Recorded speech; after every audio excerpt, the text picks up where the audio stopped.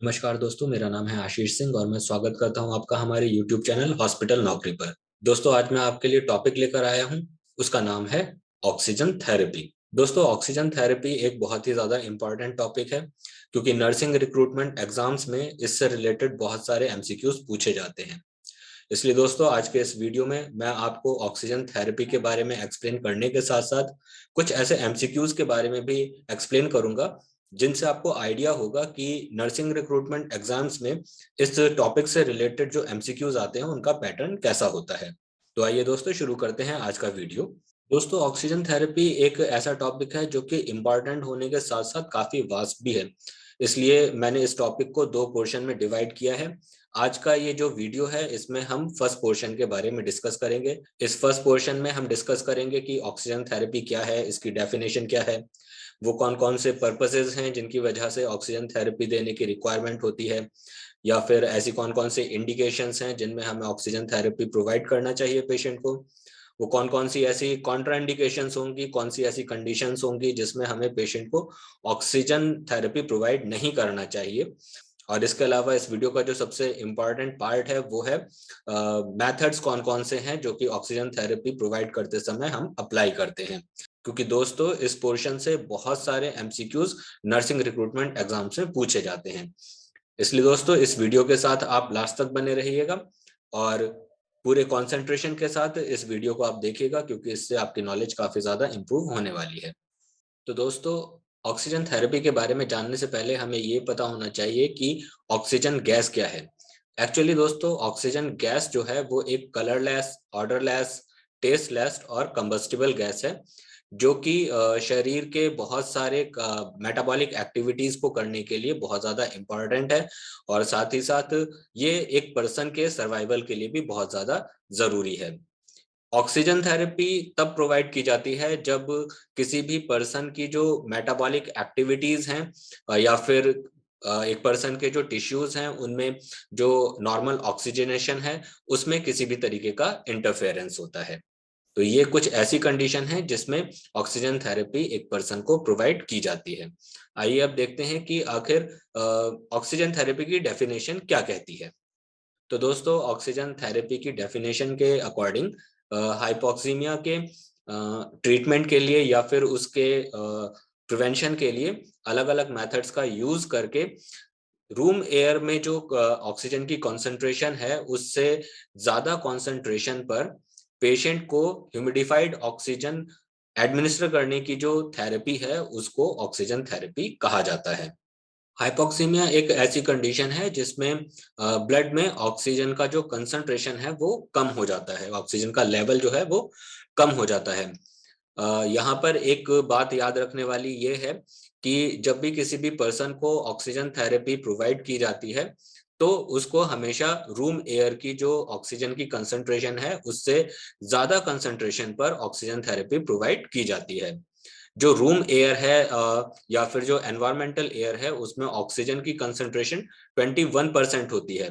Oxygen therapy में हम हमेशा किसी भी पेशेंट को 21% की जो कंसंट्रेशन है उससे ज्यादा कंसंट्रेशन में ऑक्सीजन थेरेपी प्रोवाइड करते हैं। ऐसा क्यों किया जाता है, इसके पीछे जो रीजन है वो ये है कि ऑलरेडी एनवायरमेंट के अंदर 21% ऑक्सीजन प्रेजेंट है, जिसमें पेशेंट को सांस लेने में काफी ज्यादा दिक्कत महसूस होती है।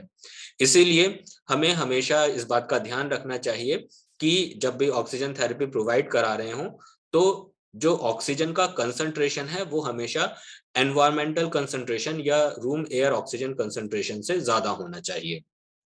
आइए अब बात करते हैं ऑक्सीजन थेरेपी के पर्पसेस के बारे में। एक्चुअली दोस्तों, हमारा जो शरीर है, जो ह्यूमन बॉडी है, वो लगातार ऑक्सीजन को इनहेल करता है और कार्बन डाइऑक्साइड को एक्सहेल करता है।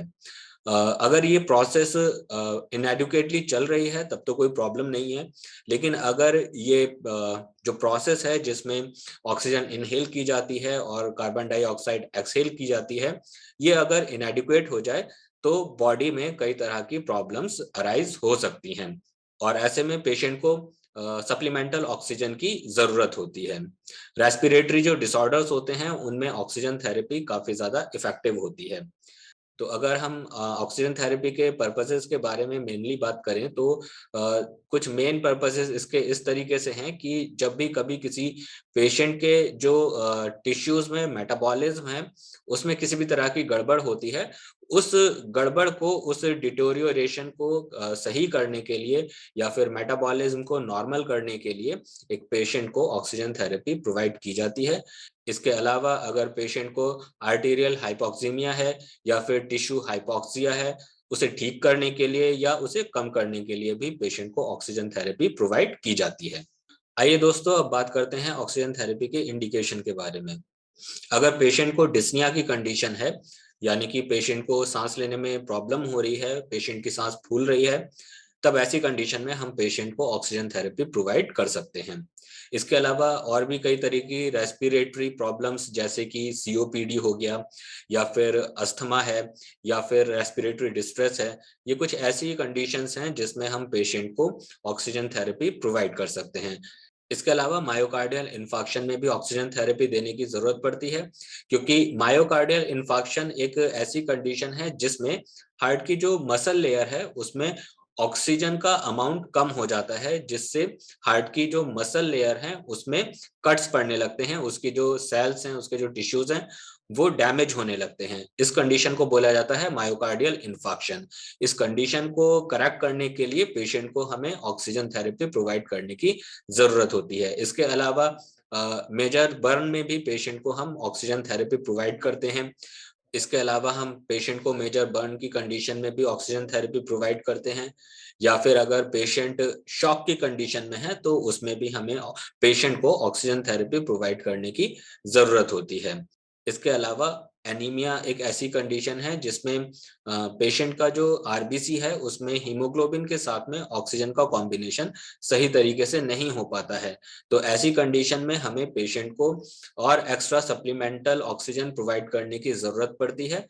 इसलिए एनीमिया की कंडीशन में भी हमें कभी-कभी पेशेंट को ऑक्सीजन थेरेपी प्रोवाइड करने की जरूरत हो सकती है। आइए अब बात करते हैं ऑक्सीजन थेरेपी के कॉन्ट्राइंडिकेशंस के बारे में। तो इसमें जो सबसे पहली कॉन्ट्राइंडिकेशन है वो है सीओपीडी, यानी कि क्रॉनिक ऑब्स्ट्रक्टिव पल्मोनरी डिजीज। जी हाँ, ये भी एक ऑक्सीजन थेरेपी की कॉन्ट्राइंडिकेशन है।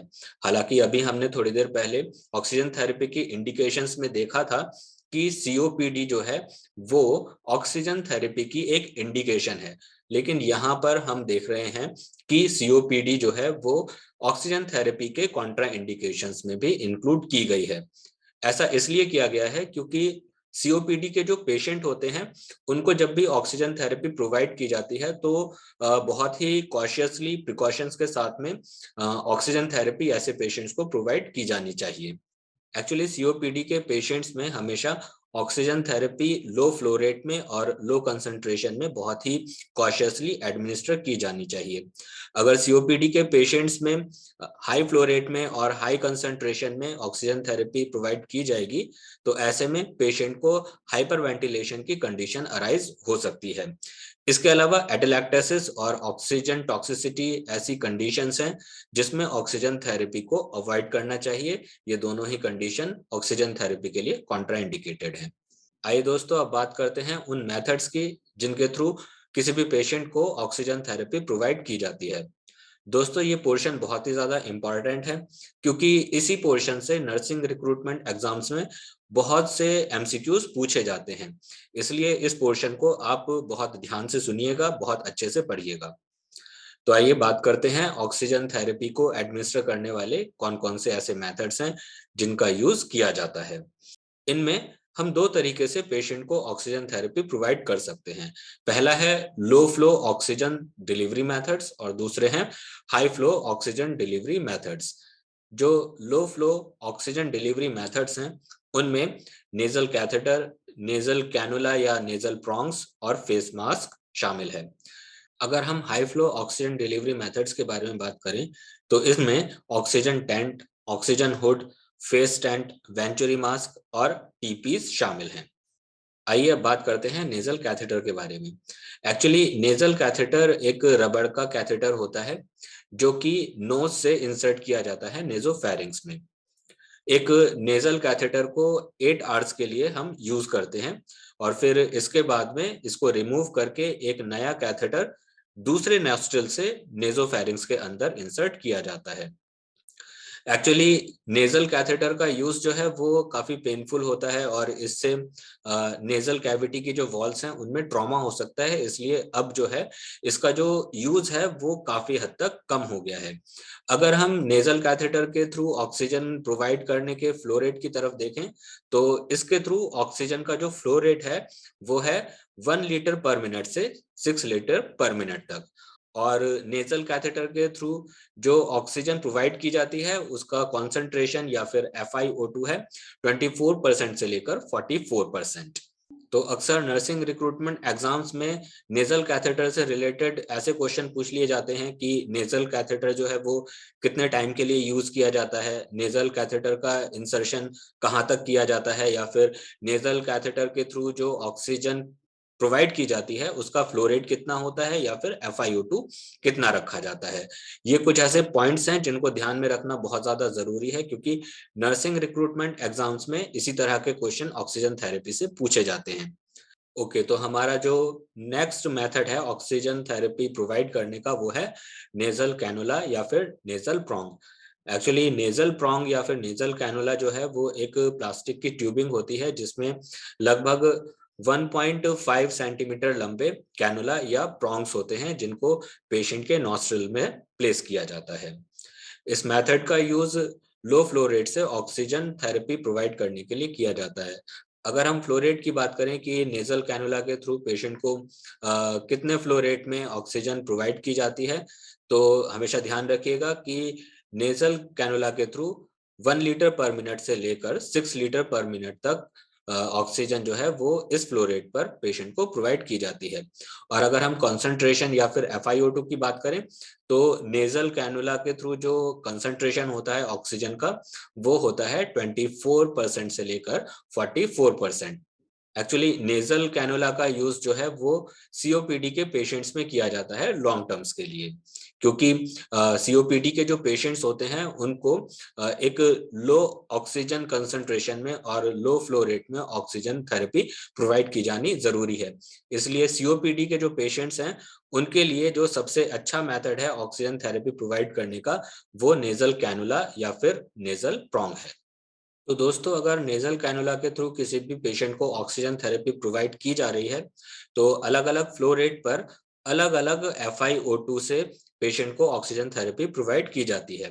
अगर पेशेंट को 1 लीटर पर मिनट पर ऑक्सीजन थेरेपी प्रोवाइड की जा रही है तो ऐसी कंडीशन में FiO2 होगा 24%। अगर flow rate 2 litre per minute है तब FiO2 होगा 28%। अगर पेशेंट को 3 लीटर पर मिनट के फ्लो रेट से ऑक्सीजन थेरेपी प्रोवाइड की जा रही है तो ऐसी कंडीशन में FiO2 या हम कह सकते हैं ऑक्सीजन कंसंट्रेशन जो है वो 32% होगा। अगर हम 4 लीटर पर मिनट के रेट पर पेशेंट को ऑक्सीजन थेरेपी प्रोवाइड कर रहे हैं तो ऐसी कंडीशन में FiO2 होगा 36%। 5 लीटर पर मिनट के फ्लो रेट पर ऑक्सीजन कंसंट्रेशन 40% और 6 लीटर पर मिनट के फ्लो रेट पर ऑक्सीजन कंसंट्रेशन 44% होगा। आइए अब बात करते हैं अगले ऑक्सीजन डिलीवरी मेथड के बारे में। तो जो नेक्स्ट ऑक्सीजन डिलीवरी मेथड है वो है फेस मास्क। तो अगर हमें किसी भी पेशेंट को फेस मास्क से ऑक्सीजन थेरेपी प्रोवाइड करनी है तो 4 तरीके के फेस मास्क जो हैं वो अवेलेबल हैं जिनसे किसी भी पेशेंट को ऑक्सीजन थेरेपी प्रोवाइड की जा सकती है। पहला है सिंपल फेस मास्क और दूसरा पार्शियल रिब्रीदर फेस मास्क, तीसरा है नॉन रिब्रीदर फेस मास्क और चौथा है वेंचुरी मास्क। आइए अब एक एक करके हर एक फेस मास्क के बारे में डिटेल में जानते हैं। तो दोस्तों, सिंपल फेस मास्क जो है वो प्लास्टिक का एक मास्क होता है जिसमें एक्सहेलेशन पोर्ट्स होते हैं। ये मास्क इमरजेंसी की कंडीशन में शॉर्ट टर्म के लिए यूज किया जाता है। सिंपल फेस मास्क का जो फ्लो रेट होता है वो होता है 5 लीटर पर मिनट से 8 लीटर पर मिनट तक और इसका जो मिनिमम फ्लो रेट है वो है 5 लीटर पर मिनट। अगर हम सिंपल फेस मास्क से दी जाने वाली ऑक्सीजन की कंसंट्रेशन की या फिर FiO2 की बात करें तो वो है 40% से लेकर 60%। तो आप ये ध्यान रखिएगा। कई बार नर्सिंग रिक्रूटमेंट एग्जाम्स में पूछा जा चुका है कि सिंपल फेस मास्क जो है वो किन कंडीशन में यूज किया जाता है, और इसका यूज जो है वो कितने समय के लिए किया जाता है, मतलब शॉर्ट टर्म के लिए यूज किया जाता है या लॉन्ग टर्म के लिए यूज किया जाता है। इसके अलावा इसका जो मिनिमम फ्लो रेट है वो कितना है, या फिर फेस मास्क से जो भी ऑक्सीजन प्रोवाइड की जाती है उसका फ्रैक्शन ऑफ ऑक्सीजन या फिर कंसंट्रेशन ऑफ ऑक्सीजन, या हम कह सकते हैं FiO2, वो कितना होता है। अक्सर इस तरह के क्वेश्चन नर्सिंग रिक्रूटमेंट एग्जाम से पूछे जा सकते हैं। आइए अब बढ़ते हैं अपने नेक्स्ट मास्क की तरफ। तो दोस्तों हमारा जो नेक्स्ट फेस मास्क है वो है पार्शियल रीब्रीदर फेस मास्क। दोस्तों ये पार्शियल रीब्रीदर फेस मास्क जो है इसमें एक रिजर्वायर बैग होता है, और इसके मास्क में 2 साइडेड वॉल्व जो है वो प्रेजेंट होते हैं। ये पार्शियल रीब्रीदर मास्क इस तरह से डिजाइन किया जाता है कि ब्रेथ के जो शुरुआती 150 मिलीलीटर हैं ये उनको रिजर्वायर के अंदर एक्सहेल कर देता है, ताकि जो अगली ब्रेथ है उसमें इनहेलेशन के प्रोसेस के टाइम पर इसको यूज किया जा सके। ये जो पार्शियल रिब्रीदर मास्क है इसकी जो वॉल्व्स होती हैं वो एक्सहेलेशन के टाइम पर बंद हो जाती हैं। और अगर इसके फ्लो रेट के बारे में बात करें तो 6 लीटर पर मिनट से लेकर 15 लीटर पर मिनट तक एक पार्शियल रिब्रीदर फेस मास्क जो है वो ऑक्सीजन को डिलीवर करता है। और इसकी जो कंसंट्रेशन या FiO2 है वो 70% से लेकर 80% तक होती है। नेक्स्ट फेस मास्क है नॉन रिब्रीदर फेस मास्क। तो दोस्तों ये जो नॉन रिब्रीदर फेस मास्क है इसमें भी एक रिजर्वायर बैग होता है जो ऑक्सीजन की हाई कंसंट्रेशन से भरा होता है, और जैसे जैसे सांस लेने की वजह से इसमें ऑक्सीजन की कंसंट्रेशन या ऑक्सीजन का अमाउंट जो है वो कम हो जाता है, वैसे वैसे ये जो है ऑक्सीजन सोर्स से ऑक्सीजन को लेकर वापस भर जाता है। एक नॉन रिब्रीदर मास्क के जो दोनों साइड हैं उनमें वन वे वॉल्व होते हैं जो एक्सेलेशन के टाइम पर खुल जाते हैं और इनहेलेशन के टाइम पर बंद रहते हैं, जिससे रूम एयर और एक्सहेल्ड एयर जो है वो बैग के अंदर एंट्री नहीं कर पाती। एक non rebreather mask oxygen delivery system का एक ऐसा मेथड है जिससे हाईएस्ट परसेंटेज में ऑक्सीजन कंसंट्रेशन डिलीवर की जाती है। तो दोस्तों ये पॉइंट जो है बहुत ही ज्यादा इंपॉर्टेंट है। अक्सर नर्सिंग रिक्रूटमेंट एग्जाम्स में ये पूछा जा चुका है कि वो कौन सा फेस मास्क है जिससे हाईएस्ट कंसंट्रेशन में ऑक्सीजन जो है वो डिलीवर की जाती है। तो इसका आंसर क्या है? नॉन रिब्रीदर मास्क, क्योंकि नॉन रिब्रीदर मास्क जो है वो ऑक्सीजन डिलीवरी सिस्टम का एक ऐसा मेथड है जिससे हाईएस्ट परसेंटेज में ऑक्सीजन कंसंट्रेशन डिलीवर की जाती है। इसका flow rate 10 litre per minute से 15 लीटर पर मिनट तक होता है, और कंसंट्रेशन या FiO2 95% से 100% तक होती है। दोस्तों नेक्स्ट जो फेस मास्क है उसका नाम है वेंचुरी मास्क। ये वेंचुरी मास्क जो है इसको एयर एंटरटेनमेंट मास्क भी कहा जाता है। ये ऑक्सीजन डिलीवरी सिस्टम का सबसे एक्यूरेट मेथड है जिसमें ऑक्सीजन की एक फिक्स कंसंट्रेशन को एडमिनिस्टर किया जा सकता है। ये पॉइंट बहुत ही ज्यादा इंपॉर्टेंट है फ्रेंड्स, जिसमें ये बताया गया है कि ऑक्सीजन डिलीवरी सिस्टम का जो सबसे एक्यूरेट मेथड है वो कौन सा मेथड है? Venturi mask. इसमें एक कलर कोडेड जेट एडाप्टर लगा होता है जिससे एक फिक्स कंसंट्रेशन में ऑक्सीजन को एडमिनिस्टर किया जा सकता है। इसका फ्लो रेट जो है वो 2 लीटर पर मिनट से लेकर 15 लीटर पर मिनट तक होता है, और ऑक्सीजन कंसंट्रेशन 24% से लेकर 60% तक होती है। दोस्तों वेंचुरी मास्क में जो कलर कोडेड जेट अडाप्टर्स हैं वो इस तरह से हैं। इन सभी को आप बहुत ध्यान से पढ़िएगा क्योंकि नर्सिंग रिक्रूटमेंट एग्जाम्स में इन जेट अडाप्टर से रिलेटेड बहुत सारे क्वेश्चन अक्सर पूछे जा चुके हैं। तो इसमें जो सबसे पहला जेट अडाप्टर है उसका कलर कोड है ब्लू, और इसका जो फ्लो रेट है वो 2 लीटर पर मिनट है, और इससे जो ऑक्सीजन की कंसंट्रेशन प्रोवाइड की जाती है वो है 24%। जो दूसरा कलर कोड है वो है व्हाइट, और इसका फ्लो रेट है 4 लीटर पर मिनट, और इसमें ऑक्सीजन की कंसंट्रेशन होती है 28%। तीसरा कलर कोड है ऑरेंज, और इसका फ्लो रेट है 6 लीटर पर मिनट, और इससे जो ऑक्सीजन एडमिनिस्टर की जाती है उसका कंसंट्रेशन होता है 31%। जो नेक्स्ट कलर कोड है वो है येलो, और इसका फ्लो रेट है 8 लीटर पर मिनट और इससे जो ऑक्सीजन प्रोवाइड की जाती है पेशेंट को उसका FiO2 35% होता है। नेक्स्ट जो कोड है वो है रेड। इसका जो फ्लो रेट है वो है 10 लीटर पर मिनट और इससे जो ऑक्सीजन पेशेंट को प्रोवाइड की जाती है उसकी कंसंट्रेशन या FiO2 होता है 40%। लास्ट जो इसका कलर कोड है वो है ग्रीन। इसका फ्लो रेट रहता है 15 लीटर पर मिनट तक और इसका जो कंसंट्रेशन है वो है 60%। दोस्तों वेंचुरी मास्क में जो अडेप्टर यूज किए जाते हैं वो इस तरीके के होते हैं। देखिए इसमें अलग अलग कलर कोडेड जो जेट अडेप्टर हैं वो दिखाए गए हैं और इनमें उनका फ्लो रेट और ऑक्सीजन की कंसंट्रेशन का परसेंटेज भी लिखा हुआ है। आप यहाँ से बहुत अच्छे से इसको पढ़ सकते हैं, समझ सकते हैं और इसको याद कर सकते हैं। तो दोस्तों ये थे कुछ फेस मास्क जो कि ऑक्सीजन डिलीवरी सिस्टम में यूज किए जाते हैं। अब बढ़ते हैं नेक्स्ट मेथड की तरफ। नेक्स्ट मेथड है ऑक्सीजन टेंट। ऑक्सीजन टेंट का इस्तेमाल जो है वो पीडियाट्रिक पेशेंट्स के लिए किया जाता है और इसका जो फ्लो रेट है वो 10 लीटर पर मिनट से 15 लीटर पर मिनट तक होता है। इस मेथड से जो ऑक्सीजन प्रोवाइड की जाती है उसकी कंसंट्रेशन या FiO2 80% से लेकर 90% तक होती है। ऑक्सीजन डिलीवरी सिस्टम का जो नेक्स्ट मेथड है वो है फेस टेंट। इसका यूज फेशियल ट्रॉमा वाले पेशेंट्स को ऑक्सीजन थेरेपी प्रोवाइड करने के लिए किया जाता है। ऐसे पेशेंट जिनको फेशियल ट्रॉमा जैसे कि फेशियल बर्न या फिर फेशियल फ्रैक्चर हुआ है उनको अगर ऑक्सीजन की जरूरत होती है तो ऐसे पेशेंट में ऑक्सीजन थेरेपी प्रोवाइड करने के लिए फेस टेंट का यूज किया जाता है। इसका फ्लो रेट जो है वो 4 लीटर से 8 लीटर पर मिनट होता है और इससे जो ऑक्सीजन एडमिनिस्टर की जाती है उसका कॉन्सेंट्रेशन 30% से लेकर 50% तक होता है। नेक्स्ट मेथड है ऑक्सीजन हुड। इसका यूज पीडियाट्रिक पेशेंट्स के लिए किया जाता है। मेनली इसका जो यूज है वो इन्फेंट्स के लिए या फिर न्यूबॉर्न बेबीज के लिए किया जाता है। इसका जो फ्लो रेट है वो 10 लीटर पर मिनट से 15 लीटर पर मिनट तक होता है और इसमें जो ऑक्सीजन थेरेपी प्रोवाइड की जाती है उसमें ऑक्सीजन की कंसंट्रेशन 80% से लेकर 90% तक होती है। ऑक्सीजन थेरेपी प्रोवाइड करने का नेक्स्ट मेथड है टी पीस। इसे टी कॉलर भी कहा जाता है। इसके द्वारा जो एंडोट्रैकियल ट्यूब या ट्रैकियोस्टमी ट्यूब है उसके थ्रू सीधे ऑक्सीजन प्रदान की जा सकती है।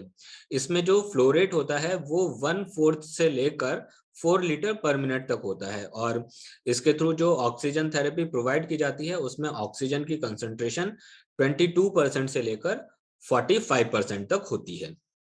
तो दोस्तों अभी तक हमने ऑक्सीजन थेरेपी क्या है ये पढ़ लिया। ऑक्सीजन थेरेपी के हमने इंडिकेशंस के बारे में पढ़ लिया, क्या क्या कॉन्ट्रा इंडिकेशंस हैं, क्या क्या पर्पसेस हैं ऑक्सीजन थेरेपी के, ये सब हमने देख लिया। इसके अलावा हमने ऑक्सीजन थेरेपी प्रोवाइड करने के सभी मेथड्स के बारे में भी पढ़ लिया है। अब बढ़ते हैं एमसीक्यूज की तरफ। देखते हैं ऐसे कौन कौन से एमसीक्यूज हैं जो नर्सिंग रिक्रूटमेंट एग्जाम्स में पूछे जा चुके हैं और इन एमसीक्यूज से आपको आइडिया हो जाएगा कि ऑक्सीजन थेरेपी से रिलेटेड जो एमसीक्यूज नर्सिंग रिक्रूटमेंट एग्जाम्स में पूछे जाते हैं वो किस पैटर्न पर होते हैं। तो इसमें जो पहला एमसीक्यू है वो है what is false about oxygen gas. Oxygen gas के बारे में क्या बात झूठ है। Option A colourful gas, option B combustible gas, option C odourless gas, option D tasteless gas. तो दोस्तों हमें यहाँ पर बताना है कि ऐसी कौन सी प्रॉपर्टी है जो कि ऑक्सीजन गैस में प्रेजेंट नहीं है या फिर ऑक्सीजन गैस के बारे में झूठी है। तो पहला ऑप्शन बताता है कि ऑक्सीजन जो है वो एक कलरफुल गैस है। दूसरा ऑप्शन बताता है कि ऑक्सीजन गैस जो है वो कंबस्टिबल है यानी कि इजीली आग पकड़ सकती है। तीसरा ऑप्शन बताता है कि एक ओडरलेस गैस है यानी कि इसमें किसी भी तरीके की स्मेल प्रेजेंट नहीं है। और चौथा ऑप्शन बताता है कि ये एक टेस्टलेस गैस है यानी कि इसमें किसी भी तरीके का टेस्ट या किसी भी तरीके का स्वाद नहीं है। तो दोस्तों हमने शुरू में ही डिस्कस कर लिया था कि ऑक्सीजन गैस किस तरह की गैस है। उसमें हमने देखा था कि ऑक्सीजन गैस जो है वो टेस्टलेस है, ओडरलेस है, कंबस्टिबल है और कलरलेस है। लेकिन यहाँ पर ऑप्शन में बताया गया है कलरफुल। तो इसीलिए इस क्वेश्चन का जो आंसर होगा वो होगा option A colourful gas. Oxygen gas के बारे में जो फॉल्स स्टेटमेंट है वो क्या है, ये एक कलरफुल गैस है। इसलिए इस क्वेश्चन का सही आंसर है ऑप्शन ए कलरफुल गैस। दोस्तों अब आगे बढ़ते हैं अपने नेक्स्ट एमसीक्यू की तरफ। हमारा जो नेक्स्ट एमसीक्यू है वो है low flow oxygen delivery system is. Low flow oxygen delivery system कौन सा है? Option A venturi mask, option B partial rebreather mask, option C oxygen hood और ऑप्शन डी टी पीस। तो दोस्तों इसमें हमें बताना है कि वो कौन सा ऑक्सीजन डिलीवरी सिस्टम है जो कि लो फ्लो ऑक्सीजन प्रोवाइड कराता है। तो इसमें वेंचुरी मास्क, ऑक्सीजन हुड और टी पीस ये तीनों ही ऐसे ऑक्सीजन डिलीवरी मेथड्स हैं जो कि हाई फ्लो ऑक्सीजन डिलीवरी करते हैं। केवल पार्शियल रीब्रीदर मास्क है जो कि लो फ्लो ऑक्सीजन को डिलीवर करता है। इसलिए इस क्वेश्चन का जो सही आंसर है वो है option B partial rebreather mask. आइए अब देखते हैं नेक्स्ट एमसीक्यू को। नेक्स्ट एमसीक्यू है all of the following statements are true about oxygen therapy except. Oxygen therapy के बारे में सभी स्टेटमेंट सही हैं सिर्फ एक को छोड़कर। देख लेते हैं कि कौन कौन से ऑप्शंस दिए हैं। ऑप्शन ए में बताया है nasal cannula is used for COPD patients, यानी कि सीओपीडी पेशेंट्स के लिए नेजल कैनुला का यूज किया जाता है। Option B provided to treat और reduce hypoxemia. Oxygen therapy hypoxemia को ट्रीट करने के लिए या कम करने के लिए प्रोवाइड की जाती है। Option C oxygen tent is used for the patients with facial trauma. Oxygen tent का उपयोग ऐसे पेशेंट्स के लिए किया जाता है जिनको फेशियल ट्रॉमा होता है। Option D provided at low concentration of room air oxygen. Room air oxygen की लोअर कंसंट्रेशन पर ऑक्सीजन थेरेपी प्रोवाइड की जाती है। तो दोस्तों इस क्वेश्चन में जो ऑप्शन दिए गए हैं उनमें सबसे पहला ऑप्शन भी सही है। दूसरा ऑप्शन जो कि है provided to treat to reduce hypoxemia, ये भी सही है। Option C oxygen tent is use for patient with facial trauma, ये भी सही है। सिर्फ डी ऑप्शन जो है provided at lower concentration of room air oxygen, यानी कि रूम एयर ऑक्सीजन की कंसंट्रेशन से कम पर ऑक्सीजन थेरेपी प्रोवाइड की जाती है, ये ऑप्शन ऑक्सीजन थेरेपी के बारे में गलत है। इसलिए इस क्वेश्चन का जो सही आंसर है वो है option D provided at lower concentration of room air oxygen. आइए बढ़ते हैं अपने नेक्स्ट एमसीक्यू की तरफ। हमारा जो नेक्स्ट एमसीक्यू है वो है identify the correct colour code venturi mask jet adapter in relation to flow rate and FiO2। तो दोस्तों इस क्वेश्चन में हमें आइडेंटिफाई करना है कि वेंचुरी मास्क में जो जेट अडॉप्टर यूज किए जाते हैं उनके लिए किस फ्लो रेट और FiO2 के लिए कौन सा कलर कोड करेक्ट है। Option A white flow rate 4 litre per minute FiO2 28%।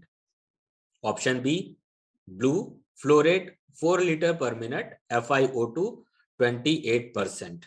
Option C red flow rate 4 litre per minute और FiO2 28%। Option D orange flow rate 4 litre per minute और FiO2 28%।